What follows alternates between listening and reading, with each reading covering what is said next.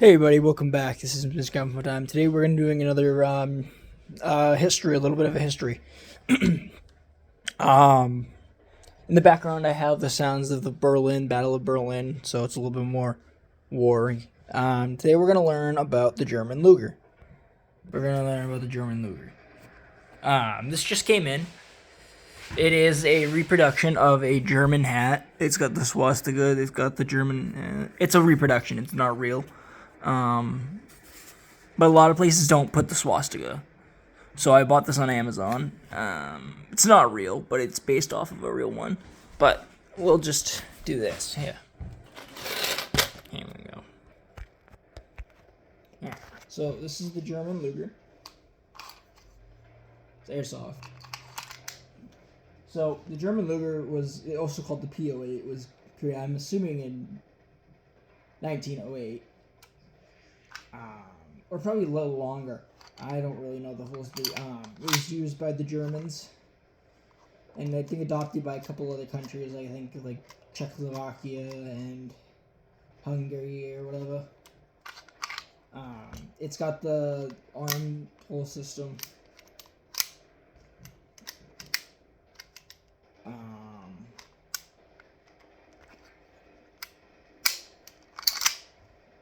But the German Luger was this gun was replaced by the Walther P38 in the German Army, because this mechanism right here would get dirty and stuff would get in it, and they went for it was a little simpler to make and a little cost cutting to make, for cost cutting.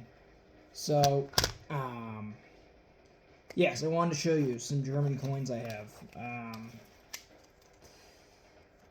1945. This is a 1945 penny Nazi coin. I don't know if you can see it that well. I have a 42, 42, 41, and 40. This is the holster. This is one of the holsters. This is one of the really big holsters they would use. Like, let me... Basically how it would work is you take it in here, you take your Luger, put it in here, and it would hide itself, it would put itself in here. The little thing right here is where the magazine would go, an extra magazine. So, this is where the magazine will go, and you have a Luger. You'd hold it up, and you tie it up. Right here, this is a paratrooper holster. This German paratrooper. So basically how this one works is... this just goes in like this. Simple as that. It's just held in like this. Strap goes over it like this. There you go. There's your holster. And then the loops. This one is 44. It's a remake of the one. So this one would have been created in 44. Right here it says 44. It's backwards on your screen for me, but it says 1944. This one is 1938. Otto Sindel Berlin. po8, 1938. But a lot of the, like, they also had the Mauser C97. This is also another gun they had. They barely use these. These are a little older, I think. These are 1897. But a lot of these ones were, like, stopped using them. A lot of people did use them. People did use them after, I think, the war. People did use them once, like, 44, 45, when they started running low on weapons to make them, so they would use any weapon they could. They come with... give me 1 second. Some of them came with one of these clips. So you notice, like, video games, you see these like this. You'll see a lot of them, like the Call of Duty, Black Ops 2, or Black Ops 3, they have the Mauser like this. This is how the Mauser looks. It turns into the Bohumildo when you pack-a-punch it. It is empty. The gun is empty. This is a spring-loaded. It's spring-loaded, so... but a lot of the Germans, finally, at the end of the war... they stopped making these guns anymore. They stopped making them after the war because a lot of them had the Nazi symbols on them. Like, you can Like, let me show you how to take it apart. So, you're going to pull this tab right here. You flip this, so you flip this. You pull this out, take this piece like this. Pull this, and the barrel comes out. This is how you would clean it, and there's a more intricate way of taking the whole barrel apart. But this is really the main pieces. There's 4 pieces. 1, 2, 3, 4. Main 4 pieces.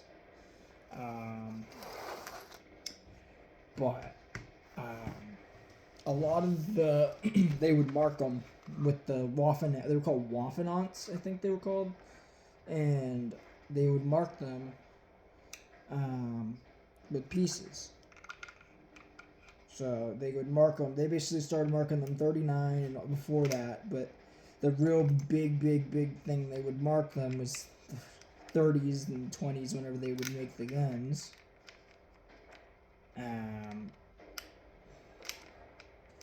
A lot of the companies would mark them, and then once the 43, 30, 44, and 45, they stopped marking them for money reasons, because they run low in the money and the war was ending for them. I also want to show you this Panzer helmet.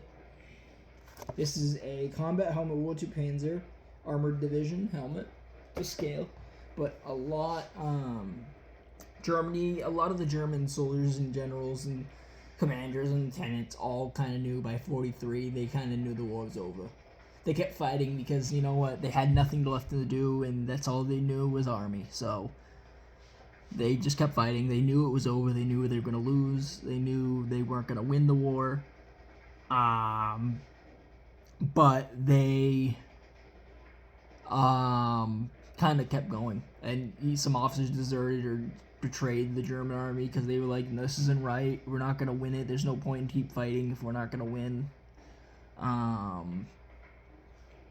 So a lot of them did kind of stop fighting, and a lot of them gave up.